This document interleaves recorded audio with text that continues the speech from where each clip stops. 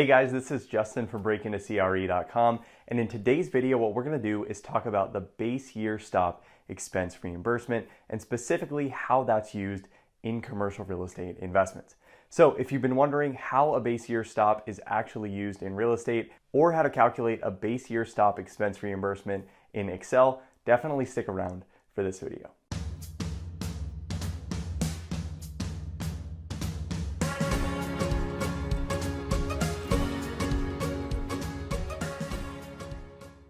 Now, if you're new here, on this channel we talk about real estate investing careers and real estate financial modeling. So if you're looking to break into the industry for the first time or you're looking to advance your existing real estate investment career, make sure to subscribe to this channel and hit that notification bell to be notified every time I release a new video.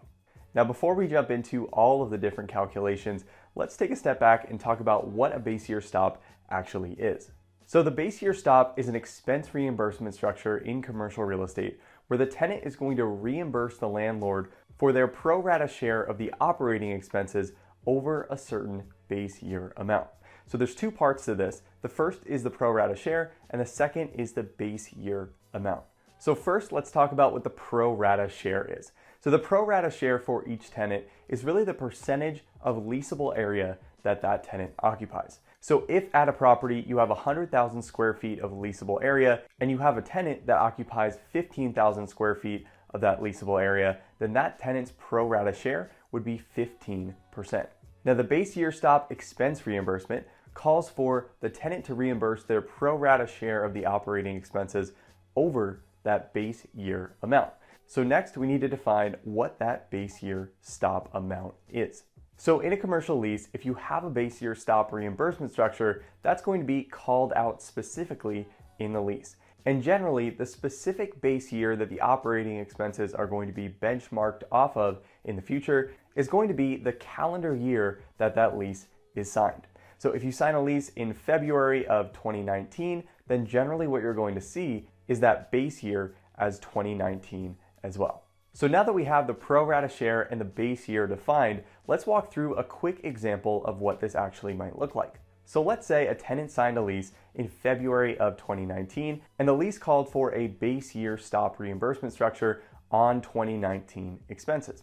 So for 2019, the tenant would owe the landlord $0 in expense reimbursements because that tenant is going to be reimbursing the landlord for its pro rata share of the overage over that base year amount. So let's say that in 2019, the operating expenses at the property were $100,000. Then all we would be doing in this case is taking $100,000 for the 2019 amount minus the base year amount, which is also $100,000 for 2019, and then multiplied by that 15%, which equals 0. Now in the following year, say in 2020, those expenses rise from $100,000 to $105,000. Now, at this point, these calculations are going to change a little bit, and the tenant is going to need to reimburse the landlord for some of these operating expenses.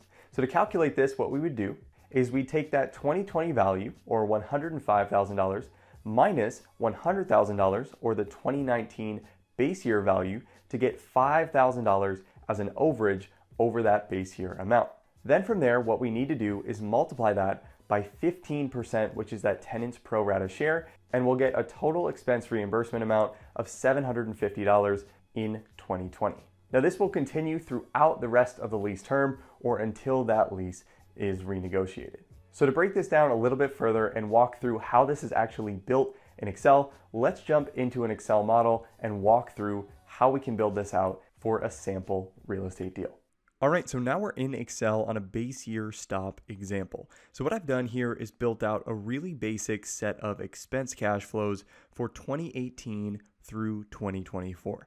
So we have some historical data here and we need to use that in order to calculate what our base year amount is going to be. So what we have here is our base year of 2018 up here. So we have that in cell B2 and we have our assumption for our pro rata share of 15%. Now this is in blue text, so this is going to be a manual input, and with that manual input, we want to be able to create a dynamic formula in this yellow highlighted area to make sure that if we change this pro rata share amount, that all of our calculations down here are going to change as well. So how do we create a formula that we can build out once in the 2018 value that's going to calculate our reimbursement for this base year stop based on the 2018 number. Well, based on what we just talked about, what we need to do is figure out the overage of the expense for the specific year that we're analyzing over that base year expense amount. So in this case, we have a 2018 base year. So we want to know the total expenses over this $51,000 amount. So I need to build a formula that, again, I want to be able to build this once, copy and paste this over, and have it work all the way out to 2024.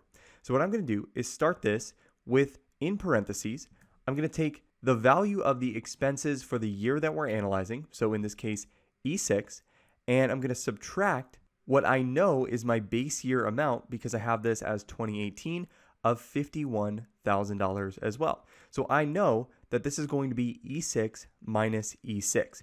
Now in this case, this is obviously going to return 0, but again, I want to create a dynamic formula that I can copy and paste over.